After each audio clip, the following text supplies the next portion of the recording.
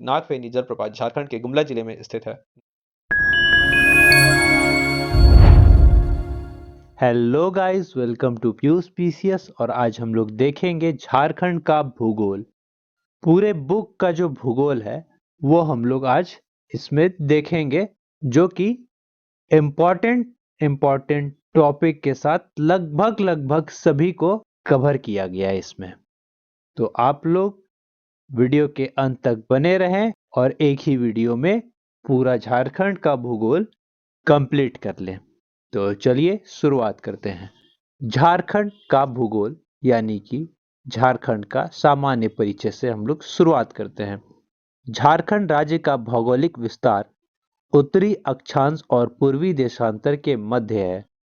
झारखंड राज्य का भौगोलिक विस्तार उत्तरी अक्षांश के मध्य 215810 से 251915 है तथा झारखंड राज्य का भौगोलिक विस्तार पूर्वी देशांतर के मध्य 831950 से 8757 है।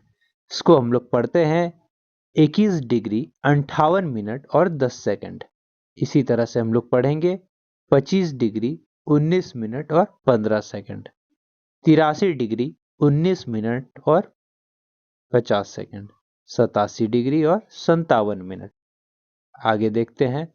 झारखंड क्षेत्रफल की दृष्टि से भारत का 15वां राज्य है तथा जनसंख्या की दृष्टि से देश का 14वें स्थान पर है। झारखंड भारत के पूर्वी भाग में स्थित है, लेकिन पूर्णतः पूर्वी भाग में नहीं, इसे उत्तर पूर्वी भाग भी कह सकते हैं। ठीक है। झारखंड राज्य की कुल जनसंख्या भारत के कुल जनसंख्या का 2.72% है। झारखंड राज्य विश्व के मानचित्र के उत्तरी गोलार्ध में स्थित है। अगर गोलार्ध में पूछा जाए विश्व के मानचित्र में तो उत्तरी गोलार्ध में है। झारखंड राज्य का निर्माण बिहार के 46% भूभाग को अलग करके बनाया गया है, यानी कि जो बिहार होगा वो 54% में रह गया होगा और झारखंड अपना 46% में है। झारखंड राज्य कुल 5 राज्यों की सीमाओं को स्पर्श करती है। पूर्व में पश्चिम बंगाल है, पश्चिम में छत्तीसगढ़ और उत्तर में बिहार, दक्षिण में उड़ीसा को तथा पश्चिम उत्तर में उत्तर प्रदेश की सीमा को स्पर्श करती है। यानी कि पश्चिम में 2 राज्य हैं, एक छत्तीसगढ़ और दूसरा उत्तर प्रदेश भी है। नेक्स्ट देखते हैं। झारखंड का सबसे बड़ा भाग छोटा नागपुर है तथा झारखंड का दूसरा सबसे बड़ा भाग संथाल परगना है। उत्तर से दक्षिण तक झारखंड का विस्तार 380 किलोमीटर है तथा पूर्व से पश्चिम तक झारखंड का विस्तार 463 किलोमीटर है। झारखंड राज्य का कुल क्षेत्रफल 79,714 वर्ग किलोमीटर है, यानी कि 79,714 किलोमीटर स्क्वायर में यह फैला हुआ है। झारखंड राज्य का क्षेत्रफल भारत के कुल क्षेत्रफल का 2.42% है। झारखंड की भौगोलिक सीमा समुद्र तट को स्पर्श नहीं करती। झारखंड एक लैंडलॉक राज्य है। कहने का मतलब है झारखंड किसी भी समुद्र तल को स्पर्श नहीं करती है और इसलिए इसको लैंडलॉक स्टेट भी कहते हैं। झारखंड के मध्य से कर्क रेखा गुजरती है। यह कर्क रेखा रामगढ़ में गोला, लातेहार के नेतरहाट, गुमला और रांची में कांके तथा ओरमांझी और लोहरदगा से किस्को से होकर गुजरती है। इसके अलावा आपको कहीं कहीं बोकारो भी दिखेगा और कहीं कहीं नहीं दिखेगा। आप ऑप्शन के अनुसार अपना सही उत्तर का चयन करेंगे। झारखंड राज्य की आकृति चतुर्भुजाकार है। झारखंड राज्य के अधिकतर चट्टानों का विस्तार पूर्व पश्चिम दिशा में है। झारखंड राज्य की एकमात्र चट्टान सिंहभूम की चट्टान, जिसका दीवार विस्तार दक्षिण पूर्व से दक्षिण पश्चिम की ओर है। तो देखिए क्या है इसमें, जितना भी चट्टान है वो सारा पूर्व से पश्चिम की दिशा में है। ठीक है, यानी कि अगर मैप में देखें तो ऊपर से नीचे की तरफ है, लेकिन एकमात्र सिंहभूम का जो चट्टान है उसका विस्तार दक्षिण पूर्व से दक्षिण पश्चिम की ओर है। यह पाट क्षेत्र झारखंड के छोटा नागपुर पठार का सबसे ऊंचा स्थान है। तथा पारसनाथ पहाड़ी झारखंड की सबसे ऊंची चोटी है। जो पाट क्षेत्र है वो सबसे ऊंचा स्थान है किसका? छोटा नागपुर के पठार का। और पारसनाथ की पहाड़ी जो है वो सबसे ऊंची चोटी है। झारखंड के संपूर्ण भूभाग के क्षेत्रफल के 29.62% भूभाग पर वन का विस्तार पाया जाता है। यह 2019 का रिपोर्ट के अनुसार है। 2021 के रिपोर्ट के अनुसार 29.78% या फिर कहीं कहीं 76% आपको मिलेगा। गढ़वा झारखंड राज्य का एकमात्र जिला है जो उत्तर प्रदेश राज्य की सीमा को स्पर्श करता है। गढ़वा जो है झारखंड राज्य का एकमात्र ऐसा जिला है जो उत्तर प्रदेश को छूता है। गढ़वा झारखंड का एकमात्र जिला है जो 3 राज्यों को भी स्पर्श करता है, जिसमें छत्तीसगढ़, बिहार और उत्तर प्रदेश के साथ सीमा बनाता है। उत्तर प्रदेश की सीमा के साथ गढ़वा का कौन सा जिला सटा हुआ है? तो उत्तर प्रदेश का सोनभद्र जिला गढ़वा के साथ सटा हुआ है। सोन नदी को छोड़कर सभी नदियां बरसाती हैं, यानी कि झारखंड में जितनी भी नदियां हैं सभी नदियां बरसात होने पर ही अपना बहाव में और भरी हुई रहती है, जबकि सोन नदी में ऐसा नहीं है। सोन नदी हमेशा से भरी हुई और तेज बहाव में बहती है, जबकि अन्य नदियां सूखे के कगार में हो जाती हैं। झारखंड के साथ साथ भारत की भी प्रथम बहुउद्देशीय नदी घाटी परियोजना दामोदर नदी घाटी परियोजना है। झारखंड में बहुतायत मात्रा में जलप्रपात तथा गर्म जलकुंड पाए जाते हैं। झारखंड के सर्वाधिक 10 जिलों के साथ सीमा बनाने वाला पड़ोसी राज्य बिहार तथा पश्चिम बंगाल है, यानी कि झारखंड का 10 जिला जो है वो बिहार को भी छूता है, 10 जिले जो हैं वो पश्चिम बंगाल को भी छूते हैं।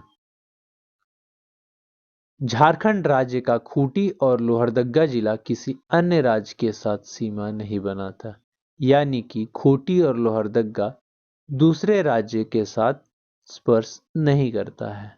झारखंड का सर्वाधिक क्षेत्रफल वाला जिला पश्चिमी सिंहभूम है, जिसका क्षेत्रफल है 7224 वर्ग किलोमीटर। झारखंड का न्यूनतम क्षेत्रफल वाला जिला रामगढ़ है, जिसका क्षेत्रफल है 1341 किलोमीटर स्क्वायर। अब हम लोग देखेंगे झारखंड की भूगर्भिक संरचना। झारखंड का भूगोल एक महत्वपूर्ण भाग झारखंड की भूगर्भिक संरचना का है। झारखंड की भूगर्भिक संरचना हमें झारखंड के चट्टानों के निर्माण के बारे में बताती है। झारखंड क्षेत्र में विभिन्न कालों में लंबे समय तक होते रहे भूगर्भिक हलचलों के कारण विविध चट्टानों का यहाँ निर्माण हुआ है। झारखंड क्षेत्र में आर्कियन कालीन क्रम की चट्टानें, धारवाड़ क्रम की चट्टानें, विंध्यन क्रम की चट्टानें, गोंडवाना क्रम की चट्टानें तथा दक्कन लावा की चट्टानें और नवीन जलोढ़ चट्टानें प्रमुख रूप से पाए जाते हैं। चलिए अब देखते हैं आर्कियन कालीन क्रम की चट्टानें। आर्कियन कालीन क्रम की चट्टानें झारखंड के सबसे प्रमुख चट्टान है, क्योंकि यह चट्टान झारखंड के 90% भूभाग में पाया जाता है। आर्कियन कालीन क्रम की चट्टानों के अपरदन के कारण आग्नेय, अवसादी तथा रूपांतरित चट्टानों का निर्माण हुआ है, यानी कि आग्नेय, अवसादी, रूपांतरित चट्टानों का निर्माण किसके अपरदन से हुआ है? आर्कियन कालीन चट्टानों के अपरदन से हुआ है। झारखंड के क्षेत्र में सिमडेगा, सिंहभूम, सरायकेला तथा दक्षिण पूर्वी क्षेत्र में आर्कियन कालीन क्रम की चट्टानें का विस्तार मिलता है। आर्कियन कालीन क्रम की चट्टानें गर्म लावा से निर्मित ग्रेनाइट चट्टान होने के कारण इन चट्टानों में जीवाश्म नहीं पाया जाता है, यानी कि आर्कियन कालीन चट्टान में जीवाश्म नहीं होते हैं। झारखंड के छोटा नागपुर पठार की आग्नेय, अवसादी तथा रूपांतरित चट्टानों का निर्माण इसी काल में हुआ है। आग्नेय, अवसादी और रूपांतरित चट्टानों का निर्माण इसी काल में हुआ है, यानी कि आर्कियन कालीन काल में। आर्कियन कालीन क्रम की चट्टानों में खनिज संसाधन भरपूर मात्रा में पाया जाता है।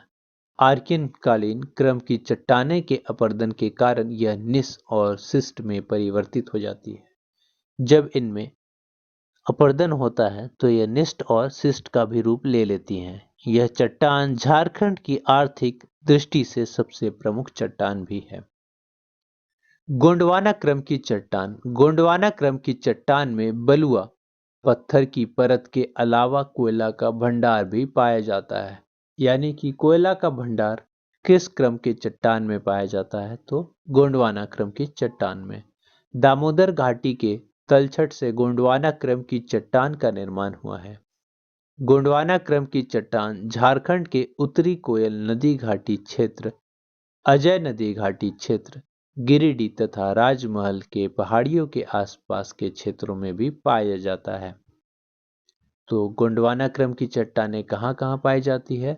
उत्तरी कोयल नदी घाटी पास, अजय नदी घाटी पास, गिरिडीह और राजमहल की पहाड़ियों के आसपास।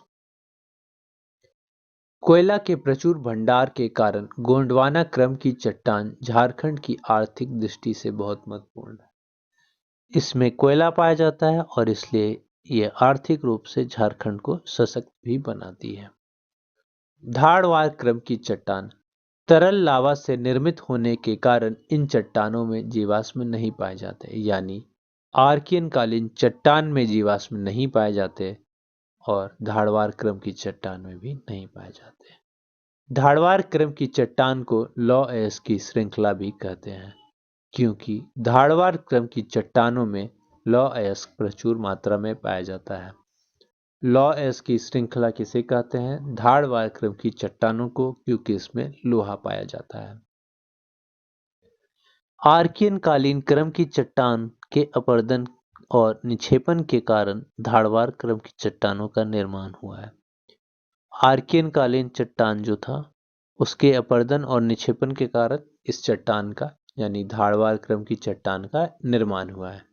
धारवाड़ क्रम की चट्टान झारखंड के सरायकेला, खरसावा, पूर्वी सिंहभूम तथा पश्चिमी सिंहभूम के क्षेत्र में पाया जाता है। अगर मैप में देखेंगे तो झारखंड के दक्षिणी छोर में पाया जाएगा। धारवाड़ क्रम की चट्टाने में धात्विक खनिज की प्रचुरता पाई जाती है। धारवाड़ क्रम की चट्टान को कोल्हान क्रम की चट्टान भी कहा जाता है, क्योंकि इन चट्टानों का मूल विस्तार कोल्हान क्षेत्र में है। ये झारखंड के संदर्भ में बात हो रही है। तो कोल्हान क्रम की चट्टानें किस क्रम की चट्टानों को भी कहते हैं? धारवाड़ क्रम की चट्टानों को।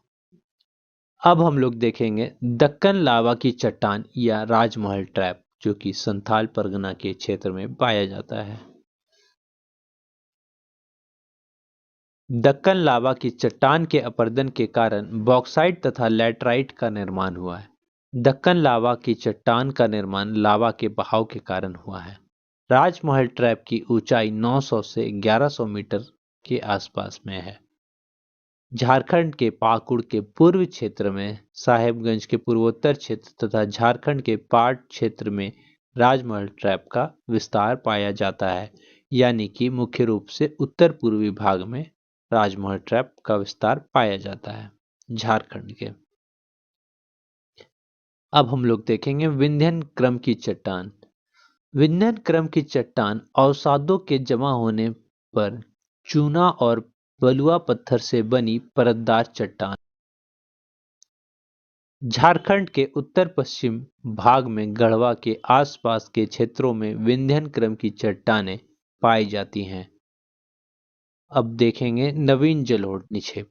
झारखंड में नवीन जलोढ़ निक्षेप स्वर्ण रेखा नदी की निचली घाटी क्षेत्र में, सोन नदी घाटी क्षेत्र में तथा राजमहल के पूर्वी क्षेत्रों में इसका निर्माण हुआ है। नवीनतम जलोढ़ का निर्माण कहाँ होगा? जहाँ पर नदी होगा। तो जहाँ जहाँ नदी है वहाँ पर इसका निर्माण है, यानी कि गंगा नदी है तो इसका निर्माण राजमहल के पूर्वी क्षेत्र में है।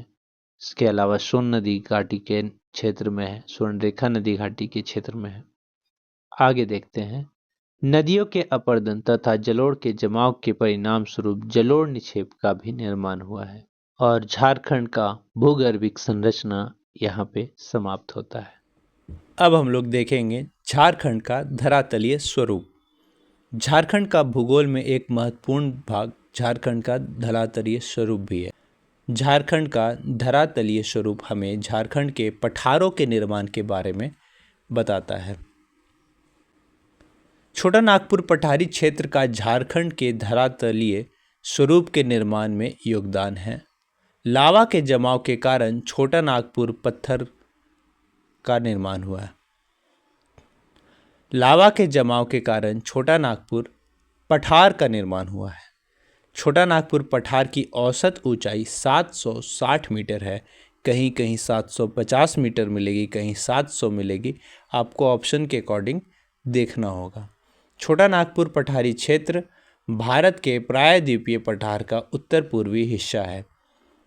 छोटा नागपुर पठार का निर्माण लावा के जमाव से हुआ है। तो मेन क्वेश्चन ये है, छोटा नागपुर के पठार का निर्माण किससे हुआ है? लावा के जमाव से। छोटा नागपुर पठारी क्षेत्र का झारखंड के धरातलीय स्वरूप के निर्माण में बहुत महत्वपूर्ण योगदान रहा है। छोटा नागपुर पठार की सबसे ऊंची चोटी पारसनाथ पहाड़ी है। पारसनाथ पहाड़ी को संभेद शिखर भी कहा जाता है। पारसनाथ पहाड़ी की ऊंचाई 1365 मीटर या 4478 फीट है। इसके अलावा कहीं कहीं 4480 फीट भी आपको देखने को मिलेगा।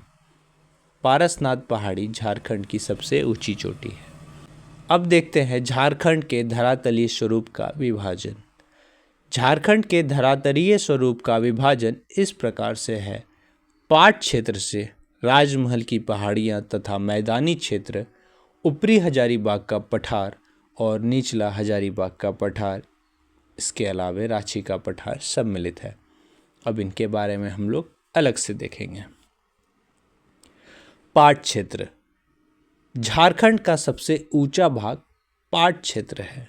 पाट क्षेत्र का विस्तार रांची के पश्चिमी हिस्से से लेकर पलामू जिले के दक्षिणी हिस्से तक है। पाट का अर्थ होता है समतल जमीन।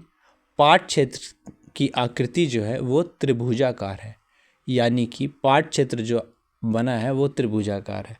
रांची, लोहरदग्गा और गुमला, ये मैप में आप लोग अगर देखेंगे तो आपको दिखेगा त्रिभुजाकार में। समुद्र तल से पाट क्षेत्र की औसत ऊंचाई 900 मीटर है या फिर 3000 फीट। आप या तो मीटर याद रखिए या फीट याद रखिए और उसको कन्वर्ट कर लीजिए, कुछ एक याद रखना है। पाट क्षेत्र का शीर्ष दक्षिण तथा आधार उत्तर की ओर है। ठीक है, पाट क्षेत्र का जो शीर्ष है, सामने का भाग, वो दक्षिण की तरफ है और आधार जो है वो उत्तर की ओर है। त्रिभुजाकार है तो ऐसा हो गया। पाट क्षेत्र का ऊपरी भाग टांड कहलाता है। ऊपर का भाग है टांड। हम लोग मैदान वगैरह में जाते होंगे पहले क्रिकेट खेलने वगैरह, तो देखते नहीं थे ऊंचा ऊंचा है तो हम लोग टांड बोलते हैं। पाट क्षेत्र का निचला भाग दोना है। इसको दोना से याद कर लीजिए। दोना कैसा होता है? गहरा होता है, नीचे होता है, गड्ढा होता है, तो दोना हो गया। पाट क्षेत्र के सबसे ऊंचे पाट निम्नलिखित हैं। देखिए, नेतरहाट पाट, गणेशपुर का पाट, जनीरा का पाट, ठीक है, ये तीनों क्रम वाइज है। नेतरहाट का पाट सबसे ऊंचा है, जिसका ऊंचाई 1180 मीटर या 3871 फीट है। गणेशपुर पाट की ऊंचाई 1171 मीटर है, कहीं कहीं 1172 मीटर भी आपको दिखेगा, जबकि जनीरा पाट क्षेत्र की ऊंचाई 1142 मीटर का है। पाट क्षेत्र की प्रमुख पहाड़ी शानू और सराऊ पहाड़ी है। पाट क्षेत्र से शंख नदी, उत्तरी कोयल आदि नदियों का उद्गम स्थल भी है। झारखंड के पाट क्षेत्र का हिस्सा तस्तरीनुमा बारवे का मैदान है। झारखंड का जो एक पाट का क्षेत्र है वो एक मैदान है, बारवे का मैदान, और वो कैसा है? तस्तरीनुमा है। ठीक है, राजमहल की पहाड़ी तथा मैदानी क्षेत्र, अब हम लोग इसके बारे में पढ़ेंगे। राजमहल की पहाड़ी 2000 वर्ग किलोमीटर क्षेत्र में फैला हुआ है। राजमहल पहाड़ी क्षेत्र का विस्तार गोड्डा में, साहेबगंज में, देवघर में और दुमका जिले तक फैला हुआ है, यानी कि उत्तर पूर्वी क्षेत्र में झारखंड के। समुद्र तल से राजमहल पहाड़ी की ऊंचाई 300 मीटर तक है। राजमहल पहाड़ी क्षेत्र के नुकीले पहाड़ियों को डोंगरी कहा जाता है तथा गुंबद नुमा पहाड़ियों को डोंगरी कहा जाता है। पाट के क्षेत्र में जो था वो ऊंचा भाग टाण का रहता था और नीचा भाग दोन। किसके क्षेत्र में? पाट के क्षेत्र में। कैसा था वो? त्रिभुजाकार। राजमहल का जो क्षेत्र है, पहाड़ी क्षेत्र है, इसमें जो नुकीला पहाड़ी है उसको टोंगरी कहते हैं, टोंगरी। और जो गुंबद नुमा पहाड़ी है उसको डोंगरी कहते हैं। राजमहल की पहाड़ियाँ तथा मैदानी क्षेत्र में स्थित राजमहल पहाड़ी का फैलाव बिहार राज्य के दक्षिण पूर्व भाग तक है। राजमहल की पहाड़ियाँ तथा मैदानी क्षेत्र का सबसे महत्वपूर्ण मैदानी क्षेत्र चाईबासा का मैदान है। देखिए, राजमहल की जो पहाड़ियाँ हैं वो उत्तर पूर्वी क्षेत्र में है, लेकिन चाईबासा का जो मैदान है ये मैदानी क्षेत्र है और ये कोल्हान प्रमंडल में है, दक्षिण की ओर में। ठीक है। चाईबासा का मैदान में पूर्व में ढाल भूमि की श्रेणी से घिरा हुआ है। ठीक है। चाईबासा का जो मैदान है ये कहाँ पर है? तो सिंहभूम क्षेत्र में है और पूर्व में है वो ढालभूम के श्रेणी से घिरा है। इसके पश्चिम में सारंडा के वन से ये घिरा हुआ है चाईबासा का मैदान, और उत्तर में दालमा की श्रेणी से घिरा हुआ है। दक्षिण में कोल्हान की पहाड़ी से घिरा हुआ है और पश्चिम उत्तर में पोरहाट की पहाड़ी से ये घिरा हुआ है। चाईबासा के मैदान के दक्षिण में अजय नदी घाटी भी स्थित है। अब हम लोग देखेंगे ऊपरी हजारीबाग का पठार। मैप में अगर आप लोग देखिएगा ऊपरी हजारीबाग का पठार तो मैप में नीचे की ओर आएगा। ठीक है, लेकिन ऊंचा जो है वो यही है। तो देखिए, ऊपरी हजारीबाग के पठार की ऊंचाई जो है वो 600 मीटर है और 1970 फीट है। ऊपरी हजारीबाग का पठार क्षेत्र हजारीबाग जिला में फैला हुआ है। दामोदर घाटी के निर्माण के बाद हजारीबाग पठार रांची के पठार के कटाव के कारण अलग हो गया है। कालांतर में हजारीबाग का पठार और रांची के पठार से जुड़ा हुआ था, यानी कि पहले जो था ये दोनों पठार सम्मिलित थे, अब अलग अलग हो गया। इसे अलग करता है दामोदर नदी और दामोदर नदी को अलग करता है कंटूर रेखा। अब हम लोग देखेंगे निचला हजारीबाग का पठार। निचला हजारीबाग के पठार की ऊंचाई 450 मीटर है और फीट में 1476 फीट है। निचला हजारीबाग का पठार झारखंड की सबसे कम ऊंचाई वाला पठार क्षेत्र है। निचला हजारीबाग के पठार क्षेत्र में गिरिडीह के पठार पर बराकर नदी की घाटी के समीप पारसनाथ की पहाड़ी है। पारसनाथ की पहाड़ी बराकर नदी घाटी के समीप गिरिडीह के पठार पर भी स्थित है। पारसनाथ पहाड़ की ऊंचाई 1365 मीटर और 4478 फीट है। निचली हजारीबाग के पठार छोटा नागपुर क्षेत्र से बाहर स्थित है, इसी कारण इसे बाह्य पठार भी कहा जाता है। यानी कि अगर पूछे कि पारसनाथ की पहाड़ी किस पठार पर स्थित है तो निचले हजारीबाग के पठार पर। अब है रांची का पठार। झारखंड का सबसे बड़ा पठारी भाग रांची का पठार है। रांची की पठार की ऊंचाई 600 मीटर है और 1970 फीट है। रांची के पठार की आकृति चौकोर है। रांची के पठारी क्षेत्र में ढाल होने के कारण यहाँ से निकलने वाली नदियाँ जलप्रपात का निर्माण करती हैं। इस क्षेत्र के प्रमुख जलप्रपात हैं, यानी रांची के क्षेत्र के बूढ़ाघाघ जलप्रपात, हुंडरू जलप्रपात, दसम फॉल, गौतम धारा जलप्रपात। अब हम लोग देखेंगे झारखंड की नदियाँ। अब तक हम लोग दो चीज़ पढ़ चुके हैं, एक झारखंड की भूगर्भिक संरचना और दूसरा झारखंड का धरातलीय स्वरूप। अब हम लोग देखेंगे झारखंड की नदियाँ। झारखंड का भूगोल में एक महत्वपूर्ण भाग है झारखंड की नदियाँ। झारखंड की प्रमुख नदियाँ हमें झारखंड के जल संसाधन के बारे में भी बताती है। झारखंड में उपलब्ध जल संसाधन में 86% जल सतही जल के रूप में मौजूद है तथा 14% जल भूमिगत जल के रूप में मौजूद है। झारखंड चूँकि पठारी क्षेत्र है तो यहाँ पर भूमिगत जल बहुत कम पाया जाता है। झारखंड क्षेत्र का अधिकांश भाग आर्कियन कालीन चट्टानों से निर्मित होने के कारण यहाँ की मिट्टी में छिद्रता न के बराबर है, जिसके कारण जल का रिसाव बहुत कम होता है तथा पठारी क्षेत्र होने के कारण वर्षा का जल तेजी से प्रवाहित यानी कि बह जाता है। यही कारण है कि यहाँ भूमिगत जल की मात्रा बहुत कम है। झारखंड राज्य की नदियाँ के प्रवाह की दिशा को दो भागों में विभाजित किया जा सकता है। पहला है उत्तरवर्ती और दूसरा है पूर्ववर्ती या दक्षिणवर्ती। पूर्ववर्ती या दक्षिणवर्ती नदियाँ झारखंड के दक्षिणी भाग से प्रवाहित होती हैं। पूर्ववर्ती या दक्षिणवर्ती नदियाँ झारखंड के दक्षिणी भाग से प्रवाहित होती हैं। झारखंड की पूर्ववर्ती या दक्षिणवर्ती नदियाँ दक्षिणी कोयल नदी, दामोदर नदी, अजय नदी, स्वर्णरेखा नदी, बांसलोई नदी, रोरो नदी, मयूराक्षी नदी, तजना नदी, गुमानी नदी, बराकर नदी, ब्राह्मी नदी, शंख नदी और काची नदी है। उत्तरवर्ती नदियां झारखंड के उत्तरी भाग से प्रभावित होती हुई गंगा या उसकी सहायक नदियां में मिल जाती हैं। झारखंड की उत्तरवर्ती नदियां हैं उत्तरी कोयल नदी, सोन नदी, पुनपुन नदी, चानन नदी, अमानत नदी, सकरी नदी, औरंगा नदी, फल्गु नदी, बूढ़ाघाघ नदी इत्यादि। अब हम लोग देखेंगे अलग अलग से प्रमुख नदियां। तो सबसे पहले देख रहे हैं झारखंड की पहली और मोस्ट इम्पॉर्टेंट नदी दामोदर नदी।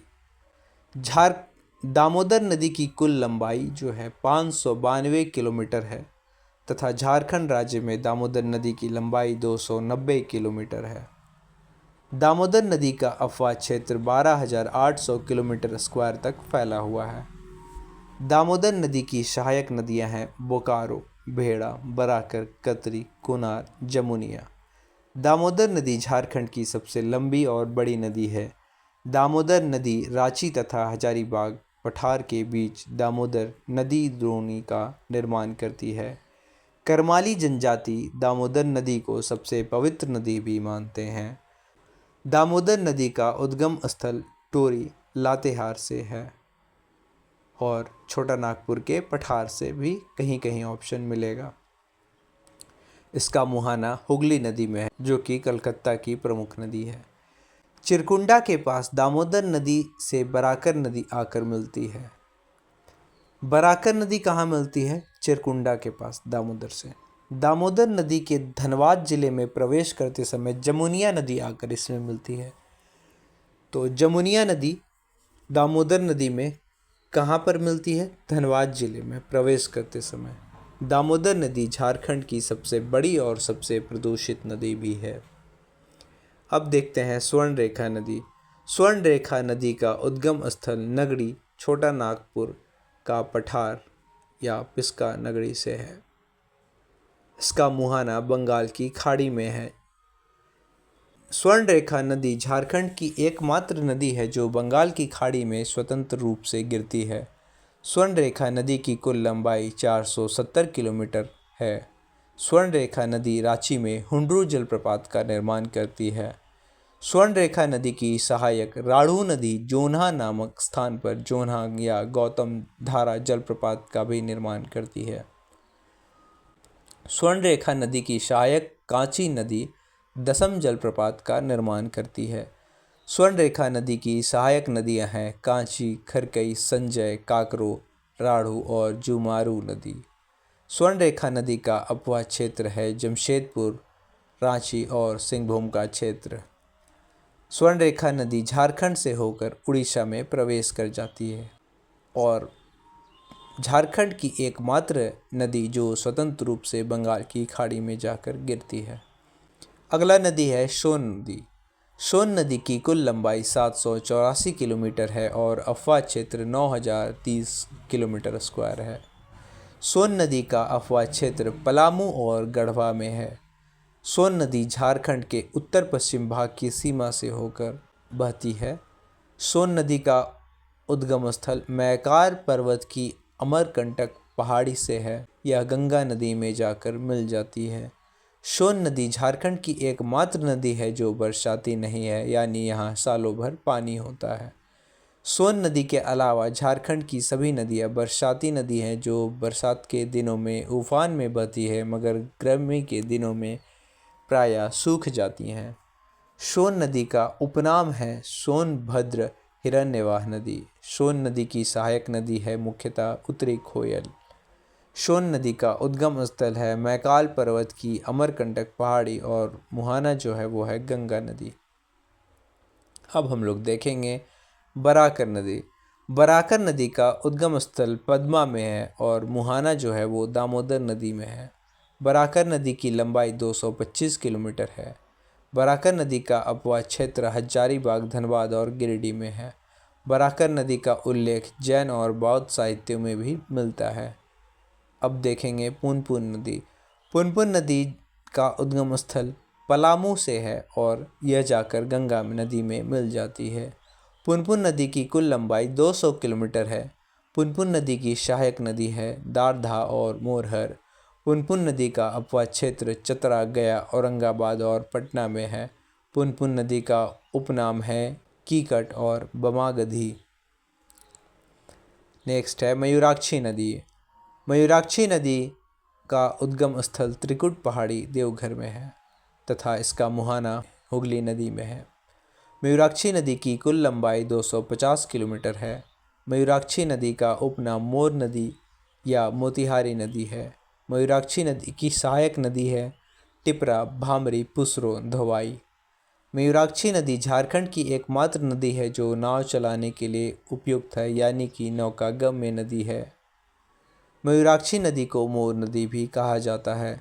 झारखंड राज्य का अधिकांश भाग कठोर चट्टानों से निर्मित होने के कारण यहाँ की नदियाँ नाव चलाने में लगभग नामुमकिन हो जाती है। अब है ब्राह्मणी नदी। ब्राह्मणी नदी का उद्गम स्थल दुधवा पहाड़ी तथा मुहाना हुगली में है। ब्राह्मणी नदी की कुल लंबाई 480 किलोमीटर है। ब्राह्मणी नदी की सहायक नदियाँ हैं एरो और गुमरो। ब्राह्मणी नदी का अपवाह क्षेत्र देवघर, साहेबगंज, गोड्डा और देवघर में है। नेक्स्ट है अजय नदी। अजय नदी का उद्गम स्थल मुंगेर यानी बिहार से है। मुहाना इसका भागीरथी नदी है। अजय नदी की कुल लंबाई 288 किलोमीटर है। अजय नदी की सहायक नदी पत्थरों और जयंतिया है। अजय नदी का अपवाह क्षेत्र दुमका, जामताड़ा और देवघर में है। सकरी नदी। सकरी नदी का उपनाम सुमागधी नदी है। सकरी नदी मार्ग बदलने के लिए प्रसिद्ध है। सकरी नदी का उद्गम क्षेत्र उत्तरी छोटानागपुर का पठार है तथा इसका मुहाना जो है वो है गंगा नदी में। सकरी नदी की सहायक नदी है क्यूल और मोरहर। अब हम लोग देखेंगे औरंगा नदी। औरंगा नदी का उद्गम स्थल किस्को, लोहरदगा में है और इसका मुहाना उत्तरी कोयल में है। औरंगा नदी का अपवाह क्षेत्र लातेहार, पलामू और लोहरदगा में है। औरंगा नदी की सहायक नदी है नाला, धदारी, घाघरी, गोवा, शुकरी। उत्तरी कोयल नदी। उत्तरी कोयल नदी का उद्गम स्थल रांची का पठार, मध्य भाग तथा मुहाना जो है वो सोन नदी है। उत्तरी कोयल नदी का अपवाह क्षेत्र है गढ़वा, पलामू, लातेहार। उत्तरी कोयल नदी की सहायक नदियां हैं औरंगा नदी, बूढ़ा नदी और अमानत नदी। नेक्स्ट है दक्षिणी कोयल नदी। दक्षिणी कोयल नदी का उद्गम स्थल नगड़ी रांची से है, जहां से स्वर्ण रेखा का है, उसी के आसपास के क्षेत्र से है तथा इसका मुहाना शंख नदी है। यह शंख नदी में जाकर मिल जाती है। दक्षिणी कोयल नदी की कुल लंबाई 470 किलोमीटर है। दक्षिणी कोयल नदी की सहायक नदियां हैं बरसोती, कारो और उसरी नदी। अब है फल्गु नदी। फल्गु नदी का उद्गम स्थल है छोटा नागपुर का उत्तरी भाग और यह पुनपुन नदी में जाकर मिल जाती है। फल्गु नदी की सहायक नदी है निरंजना तथा मोहना। फल्गु नदी का उपनाम है अंताशलीला नदी। यही नदी गया में जाकर पिंडदान के लिए भी फेमस है। गुमानी नदी का उद्गम क्षेत्र है राजमहल की पहाड़ी और यह गंगा नदी में जाकर मिल जाती है। गुमानी नदी की सहायक नदी है मेरेल नदी। गुमानी नदी का अपवाह क्षेत्र है साहेबगंज और गोड्डा। नेक्स्ट है शंख नदी का उद्गम स्थल है चैनपुर गुमला तथा मुहाना है इसका दक्षिणी कोयल नदी में। शंख नदी की कुल लंबाई 240 किलोमीटर है। शंख नदी का अपवाह क्षेत्र गुमला में है मुख्यतः। अब है रोरो नदी का उद्गम स्थल चाईबासा तथा इसका मुहाना जो है कारो नदी में है, कोयल कारो नदी में। रोरो नदी का अपवाह क्षेत्र पश्चिमी सिंहभूम में है। रोरो नदी के किनारे चाईबासा शहर बसा हुआ है। नेक्स्ट है चानन नदी का उद्गम स्थल छोटा नागपुर का पठार है तथा यह सकरी नदी में जाकर मिल जाता है। चानन नदी का उपनाम है चानन या पंचाने या पंचानन। बूढ़ा नदी के बारे में देखते हैं। बूढ़ा नदी का उद्गम स्थल महुआ टाड़ लातेहार से है तथा इसका मुहाना उत्तरी कोयल में है। बूढ़ा नदी का अपवाह क्षेत्र लातेहार में है। अमानत नदी का उद्गम स्थल चतरा तथा मुहाना उत्तरी कोयल है। अमानत नदी के अपवाह क्षेत्र लातेहार, चतरा और पलामू हैं। नेक्स्ट है तजना नदी का उद्गम स्थल बुंडू तमाड़ रांची में है तथा यह कोयल कारो नदी में जाकर मिल जाती है। तजना नदी का अपवाह क्षेत्र है रांची और खूंटी।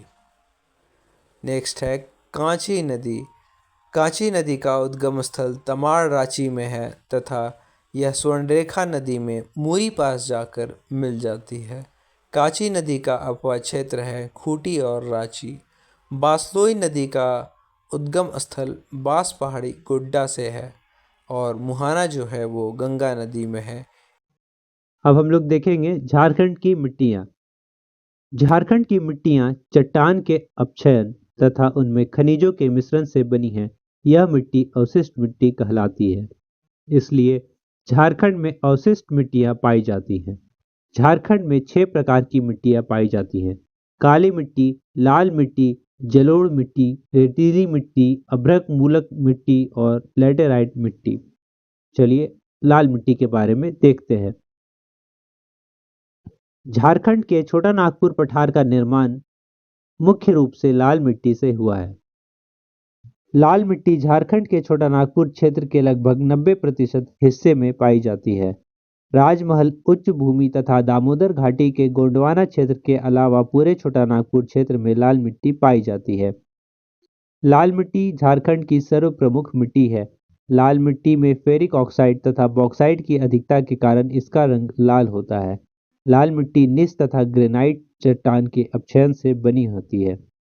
लाल मिट्टी में नाइट्रोजन, फास्फोरस और ह्यूमस की कमी होने के कारण इसकी उर्वरता क्षमता कम होती है। लाल मिट्टी बाजरा, रागी, गन्ना, ज्वार, मूंगफली की खेती के लिए अत्यंत उपयोगी मानी जाती है। अब देखते हैं लैटेराइट मिट्टी। झारखंड में लैटेराइट मिट्टी का विस्तार संथाल परगना, पूर्वी राजमहल क्षेत्र, सिंहभूम का ढालभूम क्षेत्र, पलामू का दक्षिणी क्षेत्र, रांची का पश्चिमी क्षेत्र है। झारखंड में पाई जाने वाली मिट्टी में कंकड़ की अधिकता पाई जाती है जिसे लैटेराइट मिट्टी कहते हैं। इसका रंग गहरा लाल होता है। लैटेराइट मिट्टी में लौ ऑक्साइड की अधिकता पाई जाती है। झारखंड में लैटेराइट मिट्टी मुख्यतः चावल तथा मोटे अनाज की खेती के लिए इसका उपयोग किया जाता है। नेक्स्ट है काली मिट्टी। झारखंड के राजमहल पहाड़ी क्षेत्र में काली मिट्टी का विस्तार पाया जाता है। काली मिट्टी को रेगुर मिट्टी के नाम से भी जाना जाता है। काली मिट्टी का निर्माण अत्यंत बारीक कणों से होने के कारण वर्षा के मौसम में यह चिपचिपी हो जाती है। राजमहल क्षेत्र की काली मिट्टी में मैग्नीशियम, लौ, एल्यूमिना और चूना का मिश्रण पाया जाता है। राजमहल क्षेत्र की काली मिट्टी में नाइट्रोजन, फास्फोरस और ह्यूमस की कमी पाई जाती है। बेसाल्ट चट्टान के अपक्षयन से बनी काली मिट्टी कपास की खेती के लिए अत्यंत उपयोगी मानी जाती है, मगर झारखंड और राजमहल में पाई जाने वाली यह मिट्टी मुख्यतः चने के लिए खेती की जाती है, उसके बाद धान के लिए। अभ्रक मूलक मिट्टी। झारखंड में अभ्रक मूलक मिट्टी का विस्तार झुमरी, तिलैया, बड़का गांव, कोडरमा तथा मांडू के क्षेत्र, इसके अलावे झारखंड के हजारीबाग में भी पाया जाता है। झारखंड में अभ्रक मूलक मिट्टी का विस्तार झुमरी, तिलैया, बड़का गांव, कोडरमा तथा मांडू के क्षेत्र में पाए जाने के कारण इस क्षेत्र को अभ्रक पट्टी के नाम से जाना जाता है। अभ्रक मूलक मिट्टी अभ्रक के खानों के पास पाया जाता है। अभ्रक मूलक मिट्टी का रंग हल्का गुलाबी होता है। अभ्रक मूलक मिट्टी बहुत उपजाऊ होता है, परंतु इस क्षेत्र में पानी कम पाया जाता है, जिसके कारण कृषि कार्य यहाँ बहुत मुश्किल है।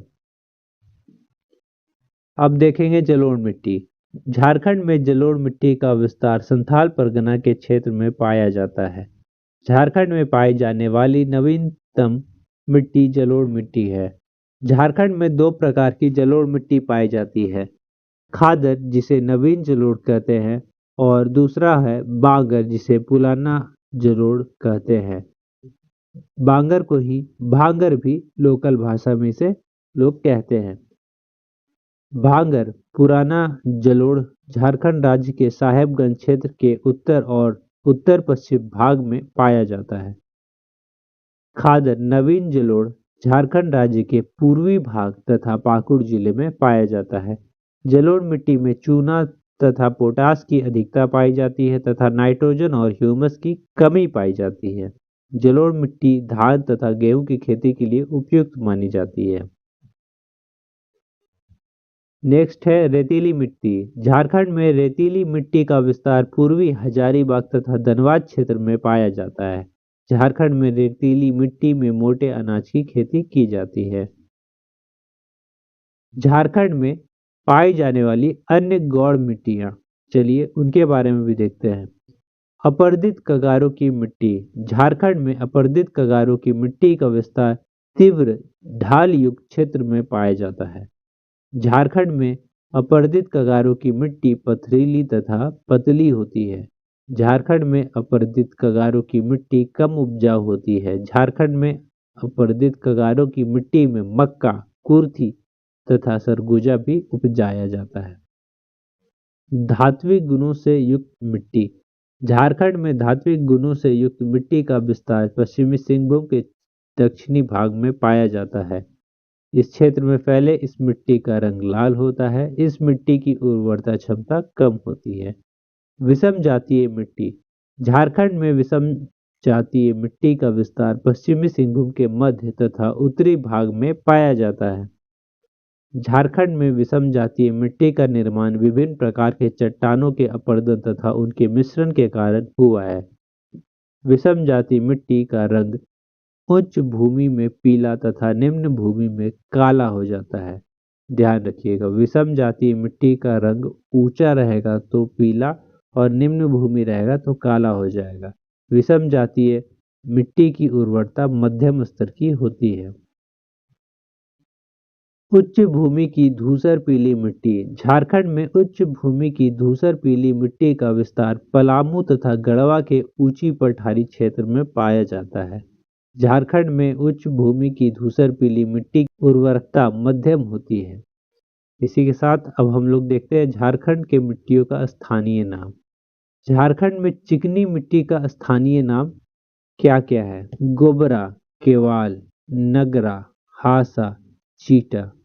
फिर से देखते हैं, झारखंड में चिकनी मिट्टी का स्थानीय नाम गोबरा, केवाल, नगरा, हासा, चीटा, हलमाद। ठीक है।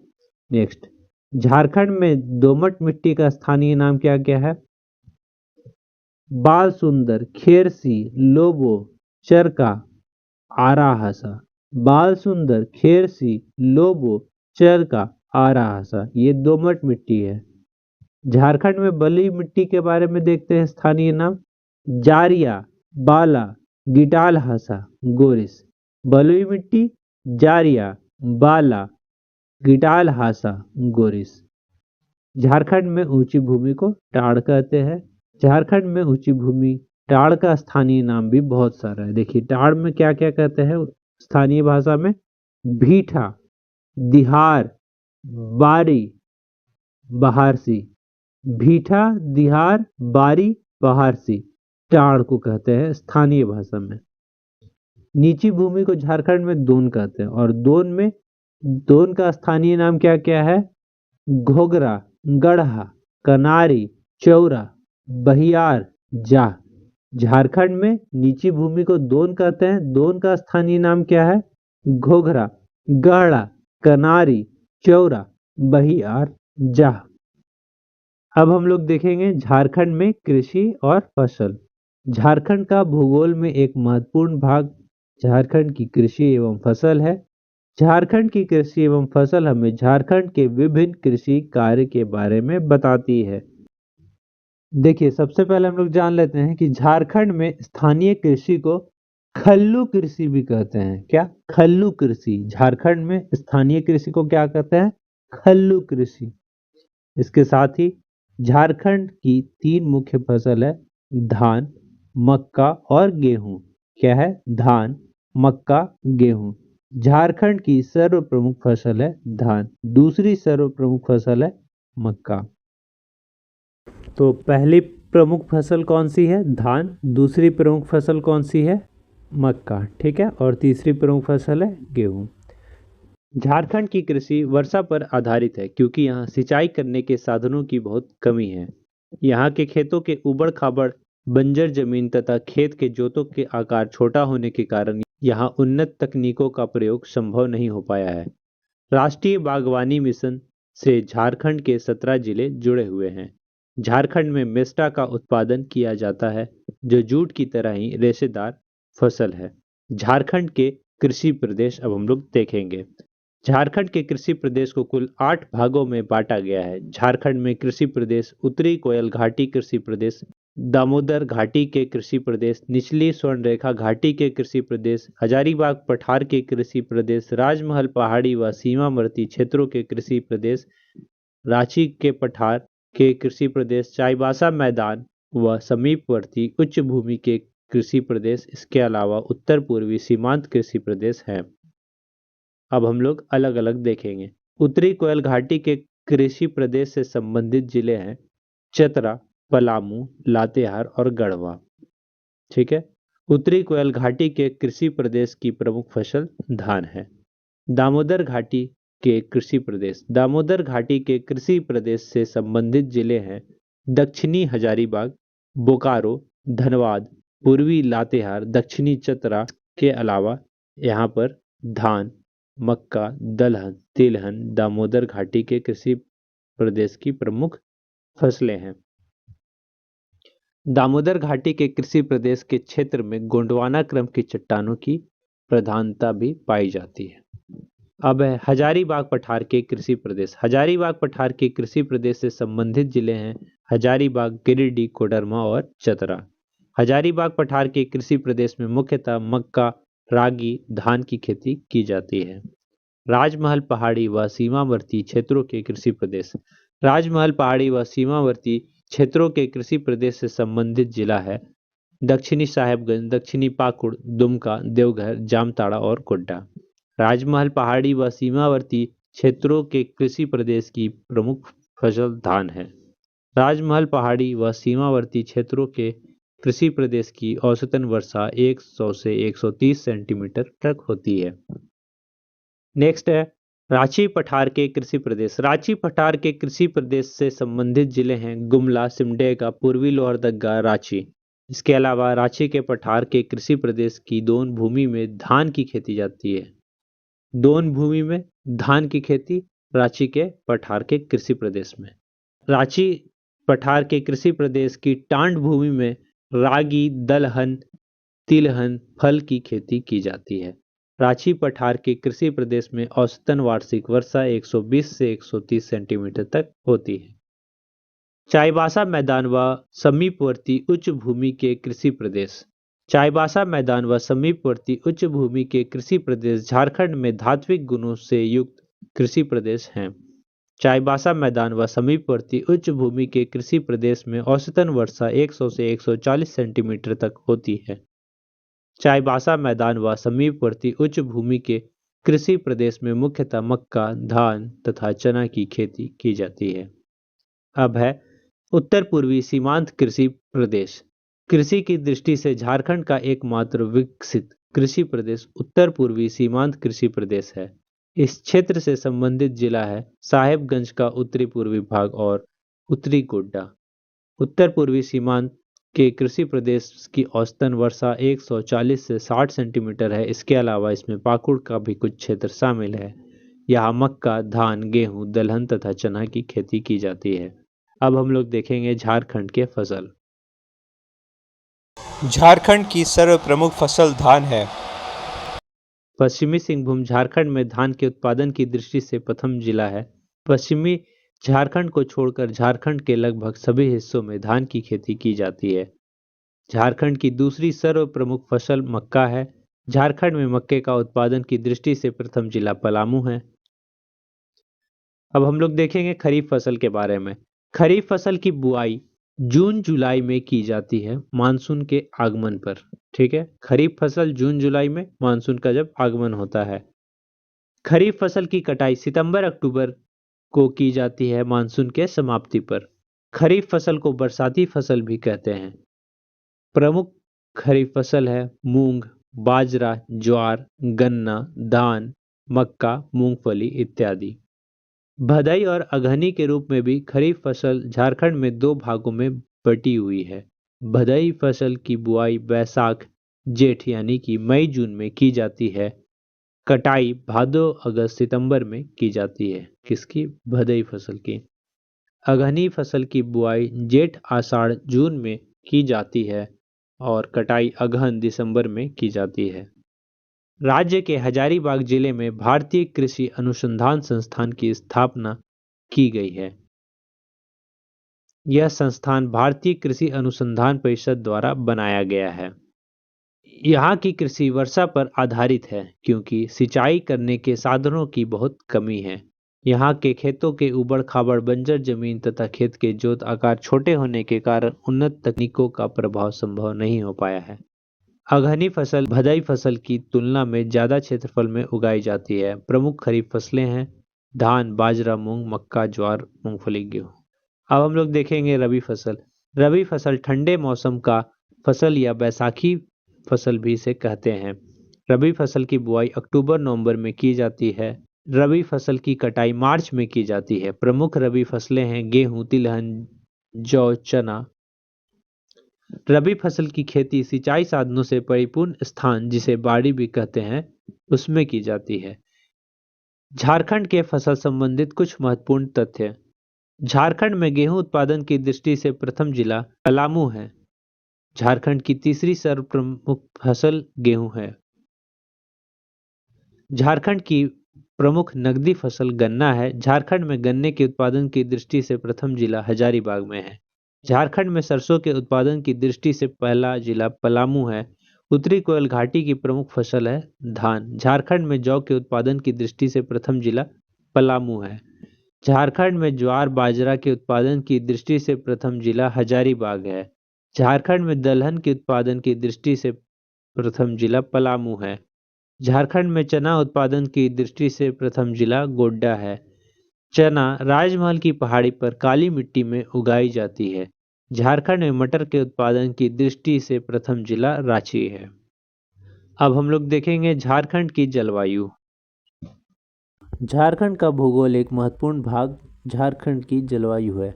झारखंड की जलवायु हमें झारखंड के विभिन्न जलवायु प्रदेश के बारे में बताती है। झारखंड एक उष्णकटिबंधीय प्रदेश है। यहाँ उष्णकटिबंधीय मानसूनी प्रकार की जलवायु का विकास हुआ है क्योंकि यहाँ मानसूनी हवाओं का प्रत्यक्ष प्रभाव रहता है। झारखंड का औसत तापमान 25 डिग्री सेल्सियस है। झारखंड में मुख्यतः 3 प्रकार के मौसम ग्रीष्म ऋतु, वर्षा ऋतु और शीत ऋतु पाए जाते हैं। ग्रीष्म ऋतु देखते हैं। मई झारखंड में सबसे अधिक गर्मी वाला महीना है। मार्च महीने से तापमान में वृद्धि के साथ साथ गर्मी के मौसम का प्रारंभ होता है। गर्मी के मौसम में झारखंड का औसत तापमान 29 डिग्री से 45 डिग्री के बीच रहता है।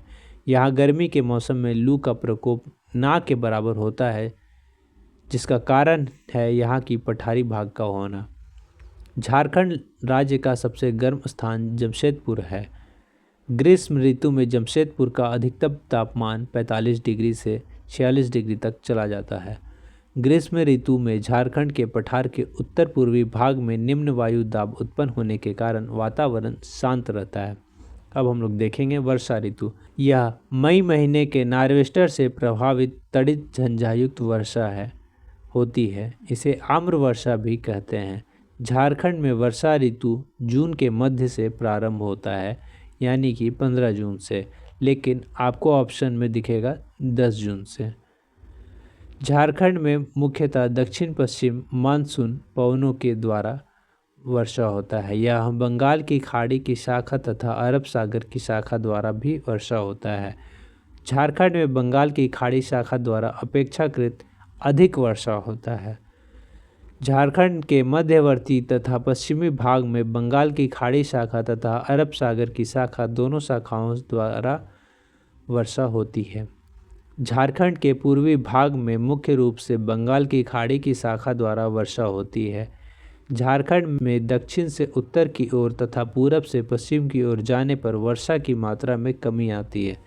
दक्षिण से उत्तर यानी कि आप मैप में नीचे से ऊपर जाइएगा तो वर्षा की मात्रा कम होगी, और पूरब से पश्चिम की ओर जाइएगा यानी कि मैप में दाहिने से बाएं जाइएगा मैप में तो वर्षा की मात्रा कम होगी। झारखंड में निचले स्थानों की अपेक्षा ऊंचाई वाले स्थानों पर अधिक वर्षा होती है। झारखंड में कुल वर्षा का लगभग 80% जल वर्षा ऋतु में बरसता है। झारखंड में औसत वार्षिक वर्षा 140 सेंटीमीटर होती है। कहीं कहीं आपको ये 125 और कहीं कहीं आपको 110 सेंटीमीटर दिखेगा। इसके अलावा कहीं कहीं 110 से 180 सेंटीमीटर के बीच भी देखने को मिल सकता है, तो आप ऑप्शन के अकॉर्डिंग टिक करिएगा। झारखंड मध्यम वर्षा वाला प्रदेश है। झारखंड में वार्षिक वर्षा का अंतराल 100 से 200 सेंटीमीटर के बीच रहता है। झारखंड में सर्वाधिक वर्षा वाला स्थान नेतरहाट का पठार है। नेतरहाट पठार में 180 सेंटीमीटर से अधिक वर्षा होती है। झारखंड में सबसे कम वर्षा वाला स्थान है चाईबासा का मैदानी भाग। झारखंड में सबसे ज़्यादा वर्षा वाला जिला है हजारीबाग। झारखंड में शीत ऋतु की शुरुआत नवंबर महीने में हो जाती है तथा फरवरी महीने तक रहती है। कभी कभी यह मार्च के अंतिम महीने तक में भी रहती है। झारखंड पठारी क्षेत्र के होने के कारण यहाँ मैदानी इलाकों की तुलना में ठंड अधिक होता है। शीत ऋतु में झारखंड राज्य का तापमान 15 डिग्री सेल्सियस से 21 डिग्री सेल्सियस तक रहता है। इस समय पश्चिमी विक्षोभ के कारण वर्षा होती है जो रबी फसल के लिए लाभदायक होती है। झारखंड का सर्वाधिक ठंडा महीना जनवरी है। झारखंड का सर्वाधिक ठंडा स्थान नेतरहाट है। शीत ऋतु में झारखंड का न्यूनतम तापमान 60 डिग्री से लेकर 5 डिग्री तक भी चला जाता है। झारखंड की जलवायु के प्रकार अब हम लोग देखेंगे। झारखंड के जलवायु प्रदेश को 7 भागों में बांटा गया है।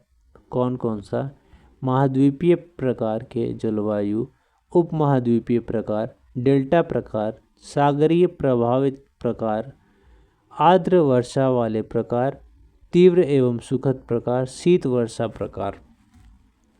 अब हम लोग एक एक करके इसको देखेंगे। महाद्वीपीय प्रकार।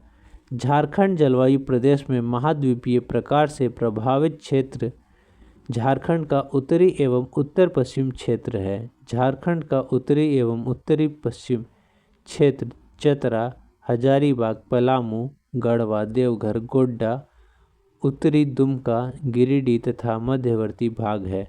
झारखंड जलवायु प्रदेश में महाद्वीपीय प्रकार से प्रभावित क्षेत्र में औसत वार्षिक वर्षा 114 सेंटीमीटर से 127 सेंटीमीटर तक होती है।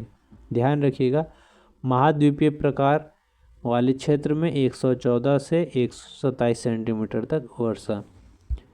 झारखंड जलवायु प्रदेश के महाद्वीपीय प्रकार क्षेत्र की विशेषता ठंड के मौसम में अत्यधिक ठंड तथा गर्मी के मौसम में अत्यधिक गर्म होना है। अब हम लोग देखेंगे उपमहाद्वीपीय प्रकार। झारखंड जलवायु प्रदेश में उपमहाद्वीपीय प्रकार से प्रभावित क्षेत्र झारखंड का मध्यवर्ती क्षेत्र है। झारखंड का मध्यवर्ती क्षेत्र धनबाद, बोकारो, जामताड़ा, दक्षिण पश्चिमी दुमका, पूर्वी लातेहार, दक्षिणी चतरा तथा दक्षिणी हजारीबाग है। झारखंड जलवायु प्रदेश में उपमहाद्वीपीय प्रकार से प्रभावित क्षेत्र में औसत वार्षिक वर्षा 127 सेंटीमीटर से 165 सेंटीमीटर तक होती है। झारखंड जलवायु प्रदेश के उपमहाद्वीपीय प्रकार क्षेत्र की विशेषता तापमान में अपेक्षाकृत कमी तथा वर्षा में अपेक्षाकृत अधिकता होना है। इस कारण इसे एक विशेष प्रकार की उपमहाद्वीपीय प्रकार की जलवायु का दर्जा दिया गया है। डेल्टा प्रकार की। झारखंड जलवायु प्रदेश में डेल्टा प्रकार से प्रभावित क्षेत्र पूर्वी संथाल परगना क्षेत्र है। इसे पूर्वी संथाल परगना क्षेत्र, साहेबगंज, पाकुड़ इसके अंतर्गत आते हैं। झारखंड जलवायु प्रदेश में डेल्टा प्रकार से प्रभावित क्षेत्र में औसत वार्षिक वर्षा 152 सेंटीमीटर होती है। झारखंड जलवायु प्रदेश के डेल्टा प्रकार के क्षेत्र की विशेषता पश्चिम बंगाल के नॉर्थवेस्टर्न क्षेत्र के समान जलवायु होना है। नेक्स्ट है सागर प्रभावित प्रकार। झारखंड जलवायु प्रदेश में सागर प्रभावित प्रकार से प्रभावित क्षेत्र है पूर्वी सिंहभूम क्षेत्र। पूर्वी सिंहभूम क्षेत्र में आता है सरायकेला, खरसावा, पूर्वी सिंहभूम, पश्चिमी सिंहभूम का पूर्वी भाग। झारखंड जलवायु प्रदेश में सागर प्रभावित प्रकार से प्रभावित क्षेत्र में औसत वार्षिक वर्षा 140 से 152 सेंटीमीटर तक होती है। झारखंड जलवायु प्रदेश के सागर प्रभावित प्रकार क्षेत्र की विशेषता मानसून से पहले तड़ित झंझा ग्रीष्मकाल में सर्वाधिक वर्षा होना है। यह नॉर्थवेस्टर से प्रभावित मौसमी घटनाएं घटती हैं। इस क्षेत्र में मानसून से पहले तड़ित झंझा सामान्यता होती है। यह जलवायु प्रकार ग्रीष्म काल में सर्वाधिक वर्षा करवाती है, यानी गर्मी के दिनों में। अब हम लोग देखेंगे आर्द्र वर्षा का प्रकार। झारखंड जलवायु प्रदेश में आर्द्र वर्षा से प्रभावित पश्चिमी सिंहभूम तथा पश्चिमी क्षेत्र है।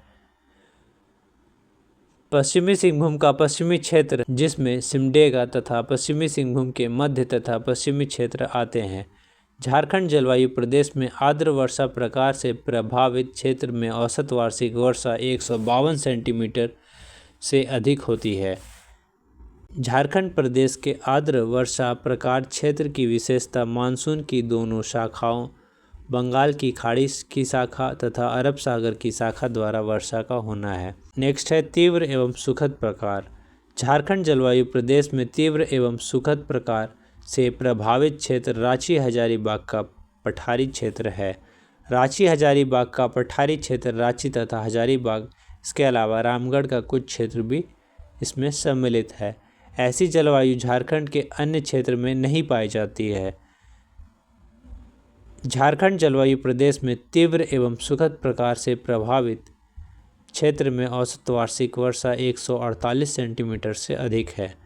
झारखंड जलवायु प्रदेश में तीव्र एवं सुखद प्रकार से प्रभावित क्षेत्र पाट क्षेत्र भी शामिल है, जिसमें पाट क्षेत्र है लोहरदगा और गुमला, इसके अलावा रांची भी। नेक्स्ट है शीत वर्षा प्रकार। झारखंड जलवायु प्रदेश में शीत वर्षा प्रकार से प्रभावित क्षेत्र में औसत वार्षिक वर्षा 203 सेंटीमीटर से अधिक होती है। झारखंड जलवायु प्रदेश के अधिक शीत वर्षा प्रकार क्षेत्र की विशेषता सर्वाधिक वर्षा ग्रीष्म ऋतु में ठंडा मौसम, शीत ऋतु में भी वर्षा का होना है। इस क्षेत्र में सबसे ज़्यादा वर्षा होती है तथा शीत ऋतु में भी वर्षा होती है। इस क्षेत्र में बादल का निर्माण ज़्यादा होने के कारण अधिक वर्षा होती है। गर्मी के मौसम में भी इस क्षेत्र का वातावरण ठंडा रहता है। ठंड के मौसम में यहाँ ठंड काफ़ी बढ़ जाती है, जिससे क्षेत्र का तापमान फ्रीजिंग पॉइंट से भी नीचे चला जाता है। अब हम लोग देखेंगे झारखंड की जलवायु राष्ट्रीय आपदा प्रबंधन संस्थान यानी NIDM के अनुसार। राष्ट्रीय आपदा प्रबंधन संस्थान NIDM के अनुसार झारखंड राज्य को 3 कृषि जलवायु प्रदेशों में बांटा जा सकता है। कृषि जलवायु प्रदेश हैं मध्य व उत्तर पूर्वी पठार, दूसरा पश्चिमी पठार, तीसरा दक्षिणी पूर्वी पठार। अब हम लोग इसके बारे में देखेंगे। मध्य व उत्तर पूर्वी पठार। मध्य व उत्तर पूर्वी पठार के जलवायु प्रदेश से संबंधित जिला है चतरा, हजारीबाग, देवघर, पाकुड़, गोड्डा, कोडरमा, रामगढ़, गिरिडीह, जामताड़ा, साहेबगंज, बोकारो, रांची, धनबाद, दुमका। इस जलवायु प्रदेश की विशेषता है यहाँ की औसत वार्षिक वर्षा है 140 सेंटीमीटर से 152 सेंटीमीटर। वर्षा में असमानता का रहना, मानसून का देर से आना और जल्दी चले जाना। नेक्स्ट है पश्चिमी पठार। पश्चिमी पठार के जलवायु प्रदेश से संबंधित जिले हैं लातेहार, पलामू, गढ़वा, गुमला, सिमडेगा, खूंटी, लोहरदगा। इस जलवायु प्रदेश की विशेषता है झारखंड में सबसे ऊंचाई पर स्थित जलवायु क्षेत्र, वर्षा में असमानता और पाट क्षेत्र में अधिक वर्षा। नेक्स्ट है दक्षिण पूर्वी पठार। दक्षिण पूर्वी पठार के जलवायु प्रदेश से संबंधित जिले हैं पूर्वी सिंहभूम, पश्चिमी सिंहभूम, सरायकेला खरसावां। इस जलवायु प्रदेश की विशेषता है औसत वार्षिक वर्षा 142 सेंटीमीटर से 155 सेंटीमीटर। वर्षा में असमानता का होना, पूर्वी भाग में अधिक वर्षा होना और जलवायु के सागर से प्रभावित होने के कारण आर्द्रता अधिक रहना। अब हम लोग देखेंगे झारखंड की सिंचाई प्रणाली। झारखंड का भूगोल में एक महत्वपूर्ण भाग झारखंड की सिंचाई प्रणाली है। झारखंड की सिंचाई प्रणाली हमें झारखंड के सिंचित भाग के बारे में बताती है। राज्य के देवघर जिले में पुनासी जलाशय परियोजना पूर्ण हुई है। पुनासी नहर की लंबाई 72 किलोमीटर है। झारखंड में सिंचाई की सर्वाधिक आवश्यकता वाले जिले हैं दुमका, गुमला, गोड्डा और साहेबगंज। झारखंड में सिंचाई की न्यूनतम आवश्यकता वाले जिले हैं धनबाद, चतरा, पूर्वी सिंहभूम, बोकारो। झारखंड में सिंचाई का परंपरागत साधन है कुआं। कुआं द्वारा सिंचाई झारखंड के गुमला जिले में सर्वाधिक होती है। तालाब सिंचाई का सबसे पुराना साधन है। तालाब द्वारा सिंचाई झारखंड के देवघर जिले में सर्वाधिक होती है। झारखंड के कुछ जिले में सिंचाई जो है नहर के द्वारा होती है। नहर द्वारा सिंचाई झारखंड के सिंहभूम एवं सरायकेला जिले में सर्वाधिक होती है। नलकूप द्वारा सिंचाई झारखंड के लोहरदगा जिले में सर्वाधिक होती है। झारखंड की संरचना पत्थरों से परिपूर्ण होने के कारण यहाँ भूमिगत जल का स्तर बहुत नीचे पाया जाता है। इस कारण यहाँ नलकूप से सिंचाई करना बहुत मुश्किल काम है। अब हम लोग देखेंगे झारखंड की सिंचाई परियोजना। झारखंड का भूगोल एक महत्वपूर्ण भाग झारखंड की सिंचाई परियोजना का है। झारखंड की सिंचाई परियोजना हमें झारखंड के बहुउद्देशीय परियोजना के बारे में बताती है। वृहद सिंचाई परियोजना वह परियोजना कहलाती है जिसकी सिंचाई व्यवस्था 10,000 हेक्टेयर क्षेत्र से अधिक में फैली हो। मध्यम सिंचाई परियोजना वह परियोजना कहलाती है जिसकी सिंचाई व्यवस्था 2,000 से 10,000 हेक्टेयर क्षेत्र में फैली हो। लघु सिंचाई परियोजना वह परियोजना है जिसकी सिंचाई व्यवस्था 2,000 क्षेत्र से कम में फैली हो। झारखंड में संचालित मध्यम सिंचाई परियोजना की संख्या 600 से भी ज़्यादा है। झारखंड में सिंचाई परियोजना के महत्वपूर्ण तथ्य। स्वर्ण रेखा बहुउद्देशीय परियोजना से लाभान्वित जिले हैं सरायकेला खरसावां, पूर्वी सिंहभूम, पश्चिमी सिंहभूम। स्वर्ण रेखा बहुउद्देशीय परियोजना में सम्मिलित योजनाएं हैं चांडिल बांध तथा मुख्य नहर ईचा बांध तथा मुख्य नहर गालूडी बराज, मुख्य नहर खरकई बराज। स्वर्ण रेखा बहुउद्देशीय परियोजना का प्रारंभ 5वीं वर्षीय योजना में हुआ था। अजय बराज परियोजना से लाभान्वित जिला है जामताड़ा और देवघर। अजय बराज परियोजना का प्रारंभ 5वीं पंचवर्षीय योजना में हुआ था। गुमानी जलाशय परियोजना से लाभान्वित जिला है पाकुड़ और साहेबगंज। पुनासी जलाशय परियोजना का प्रारंभ 7वीं पंचवर्षीय योजना में हुआ था। कुनाड जलाशय परियोजना से लाभान्वित जिला है गिरिडीह। कोनार जलाशय परियोजना का प्रारंभ 5वीं पंचवर्षीय योजना में हुआ था। अमानत बराज परियोजना से लाभान्वित जिला है पलामू। अमानत बराज परियोजना का प्रारंभ 10वीं पंचवर्षीय योजना में हुआ था। उत्तरी कोयल जलाशय परियोजना से लाभान्वित जिला है पलामू। उत्तरी कोयल जलाशय परियोजना का प्रारंभ 5वीं पंचवर्षीय योजना में हुआ था। औरंगा जलाशय परियोजना से लाभान्वित जिला है पलामू।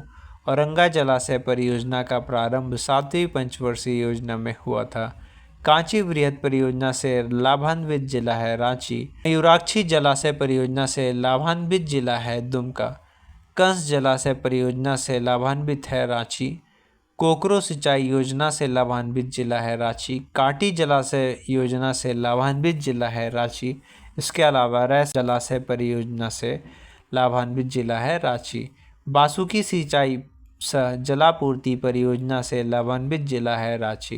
पतरातू जलाशय परियोजना से लाभान्वित है रांची और कुछ भाग रामगढ़ का भी।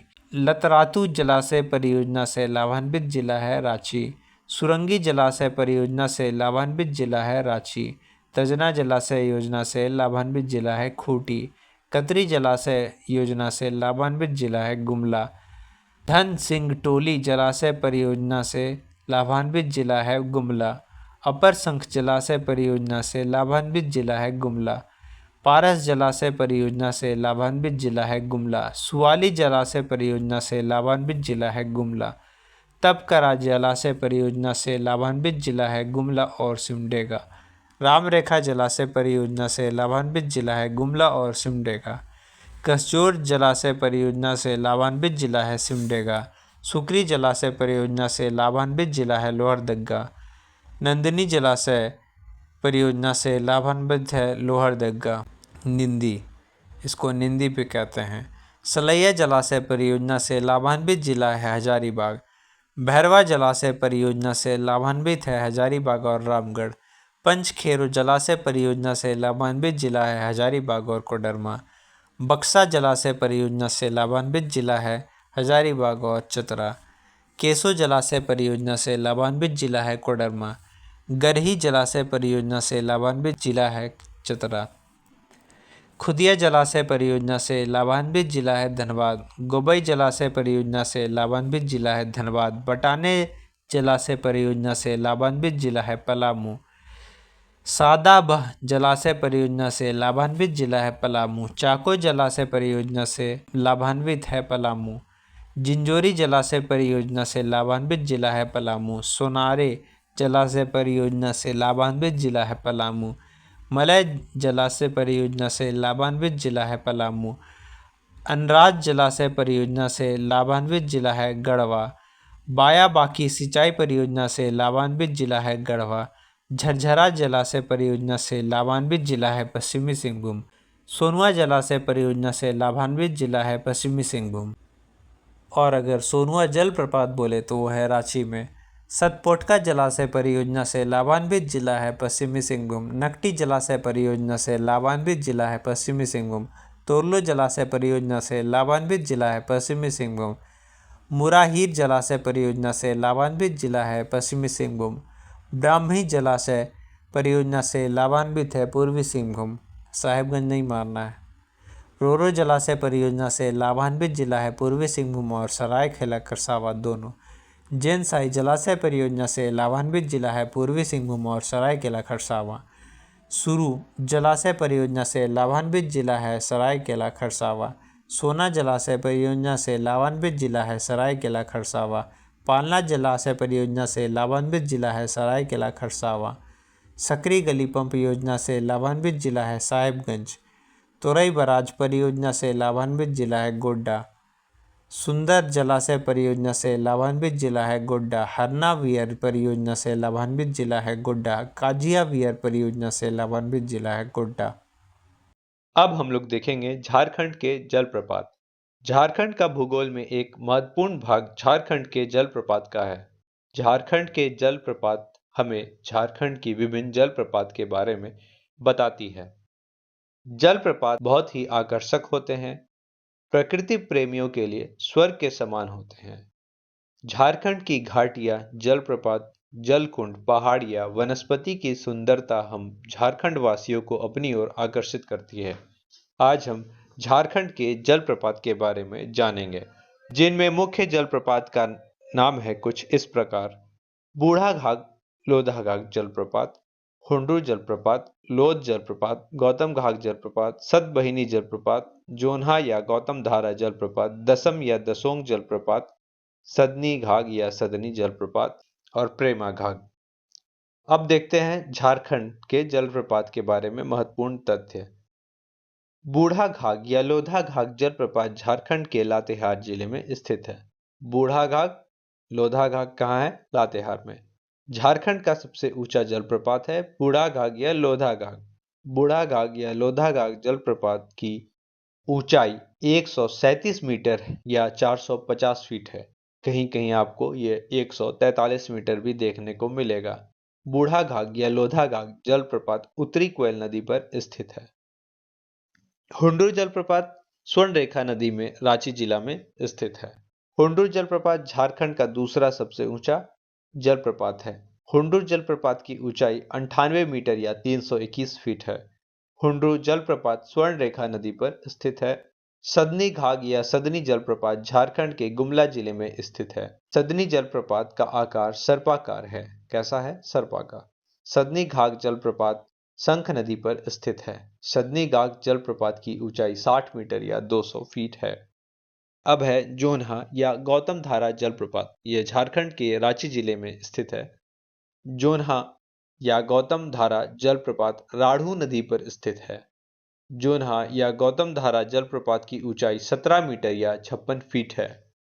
घाघरी जलप्रपात झारखंड के लातेहार जिले में स्थित है। घाघरी जलप्रपात नेतरहाट में घाघरी नदी पर स्थित है। घाघरी जलप्रपात की ऊंचाई 43 मीटर या 140 फीट है। अब है दसोंग या दसम जलप्रपात झारखंड के रांची जिले में स्थित है। दसम या दसोंग जलप्रपात कांची नदी पर स्थित है। दसम या दसोंग जलप्रपात की ऊंचाई 40 मीटर या 130 फीट है।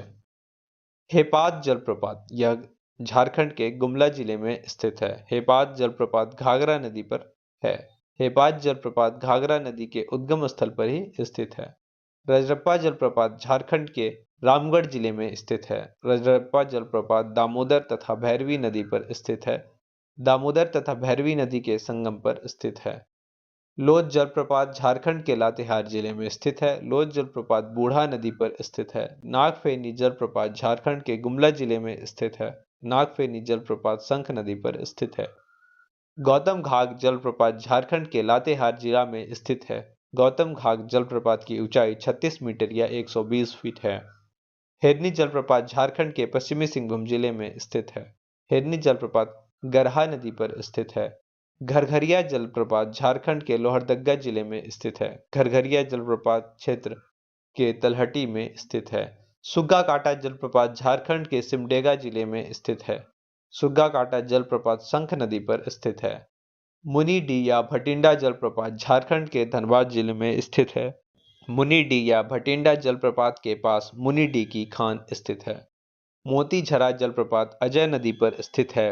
मोतीझरा जलप्रपात राजमहल पहाड़ी क्षेत्र में अजय नदी पर स्थित है।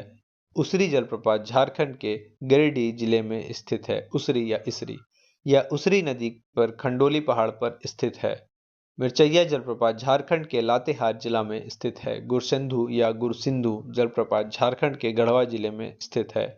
बलचौरा जलप्रपात झारखंड के गढ़वा जिले में स्थित है। सुखलदारी जलप्रपात झारखंड के गढ़वा जिले में स्थित है। गंगा झांझ या गूंगा झंझ जलप्रपात झारखंड के गढ़वा जिले में स्थित है। सतबहनी जलप्रपात झारखंड के गढ़वा जिले में स्थित है। हेसातु जलप्रपात झारखंड के गढ़वा जिले में स्थित है। सोनुआ जलप्रपात झारखंड के रांची जिले में स्थित है। सीता जलप्रपात झारखंड के रांची जिले में स्थित है। कांती जलप्रपात झारखंड के लातेहार जिले में स्थित है। तीरू जलप्रपात झारखंड के रांची जिले में स्थित है। पंगूरा जलप्रपात झारखंड के रांची जिले में स्थित है। प्रेमा घाघ जलप्रपात झारखंड के गुमला जिले में स्थित है। कुंड जलप्रपात झारखंड के पलामू जिले में स्थित है। शेरका जलप्रपात झारखंड के गुमला जिले में स्थित है। गोवा या गुआ जलप्रपात झारखंड के चतरा जिले में स्थित है। तमासीर या तमासीन जलप्रपात झारखंड के चतरा जिले में स्थित है। मालूदाह जलप्रपात झारखंड के चतरा जिले में स्थित है। डुमेर सुमेर जलप्रपात झारखंड के चतरा जिले में स्थित है। केरीदा या मालूदा जलप्रपात झारखंड के चतरा जिले में स्थित है। गरहा नदी को राम गरहा नदी भी कहते हैं। थाकोरा जलप्रपात झारखंड के पश्चिमी सिंहभूम जिले में स्थित है। थाकोरा जलप्रपात कहाँ है? पश्चिमी सिंहभूम में। लुपुंगटू जलप्रपात झारखंड के पश्चिमी सिंहभूम जिले में स्थित है। निंदी जलप्रपात झारखंड के लोहरदगा जिले में स्थित है। केलाघाट जलप्रपात झारखंड के सिमडेगा जिले में स्थित है। सूरजकुंड जलप्रपात झारखंड के हजारीबाग जिले में स्थित है। बोकारो जलप्रपात झारखंड के हजारीबाग जिले में स्थित है। ध्यान रखिएगा, बोकारो जलप्रपात हजारीबाग में है। पंचघाघ जलप्रपात झारखंड के खूंटी जिले में स्थित है। सतगावन जलप्रपात झारखंड के कोडरमा जिले में स्थित है। धारागिरी जलप्रपात झारखंड के पूर्वी सिंहभूम जिले में स्थित है। मोतीझरा जलप्रपात झारखंड के साहेबगंज में स्थित है। अब हम लोग देखेंगे झारखंड के गर्म जलकुंड। झारखंड का भूगोल में एक महत्वपूर्ण भाग झारखंड के गर्म जलकुंड है। झारखंड के गर्म जलकुंड हमें झारखंड के विभिन्न जलकुंडों के बारे में बताता है। हरहद जलकुंड झारखंड के हजारीबाग जिले में स्थित है। हरहद कहाँ है? हजारीबाग में। टाइगर जलप्रपात जलकुंड झारखंड के हजारीबाग जिले में स्थित है। टाइगर प्रपात जलकुंड बराकर नदी पर स्थित है। कावा जलकुंड झारखंड के हजारीबाग जिले में स्थित है। सूरजकुंड जलकुंड हजारीबाग में स्थित है। यह देश का ही नहीं बल्कि एशिया का सबसे गर्म जलकुंड है। इस जलकुंड का तापमान 88 डिग्री सेल्सियस तक होता है या फिर 190 डिग्री फ़ारेनहाइट तक होता है। रानी बहल जलकुंड झारखंड के दुमका जिले में स्थित है। रानी बहल दुमका। रानी बहल जलकुंड मयूराक्षी नदी या मोर नदी के तट पर स्थित है। झुमका या भूमका जलकुंड झारखंड के दुमका जिले में स्थित है। रानी बहल के पास मयूराक्षी नदी या मोर नदी पर झुमका या भूमका जलकुंड स्थित है। तपात पानी जलकुंड झारखंड के दुमका जिले में स्थित है। तपात पानी कुमाराबाद में मयूराक्षी नदी या मोर नदी पर स्थित है। झरिया पानी जलकुंड झारखंड के दुमका जिले में स्थित है। झरिया पानी जलकुंड गोपी कांदर के समीप स्थित है। ततलोई जलकुंड झारखंड के किस जिले में स्थित है? इसका उत्तर आप कमेंट में देंगे। ततलोई जलकुंड प्लासी के समीप भुरभुरी नदी के तट पर स्थित है। बारह झरना जलकुंड झारखंड के दुमका जिले में स्थित है। बारह झरना कहाँ है? दुमका में। बारह झरना जलकुंड बारह गांव के पास स्थित है। नुनबिल जलकुंड झारखंड के दुमका जिले में है, जबकि निंदी जलप्रपात जो था वो था लोहरदगा में। नुनबिल जलकुंड केलान गुटा के समीप स्थित है। शिवपुर सोता जलकुंड झारखंड के पाकुड़ जिले में स्थित है। शिवपुर सोता पाकुड़। शिवपुर सोता जलकुंड शिवपुर गांव में स्थित है। बारामसिया जलकुंड झारखंड के पाकुड़ जिला में स्थित है। बारामसिया जलकुंड झारखंड के महेशपुर प्रखंड में स्थित है। लाडला उदा जलकुंड झारखंड के पाकुड़ जिले में स्थित है। लाडला उदा जलकुंड बोरू नदी के तट पर स्थित है।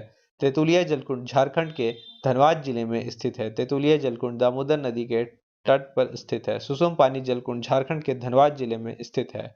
सुसुम पानी जलकुंड मयूराक्षी नदी या मोर नदी के तट पर स्थित है। सुसुम पानी जलकुंड झारखंड के बाघमारा प्रखंड में स्थित है। ताता पानी जलकुंड झारखंड के लातेहार जिला में स्थित है। ताता पानी जलकुंड झारखंड के बरवाडी में स्थित है। दुआरी जलकुंड झारखंड के चतरा जिले में स्थित है। इसी के साथ आज का भूगोल का पूरा क्लास समाप्त होता है और बनाने में बहुत मेहनत लगता है, तो आप लोग लाइक सब्सक्राइब शेयर जरूर कर दें। जय हिंद, जय भारत, जोहार झारखंड।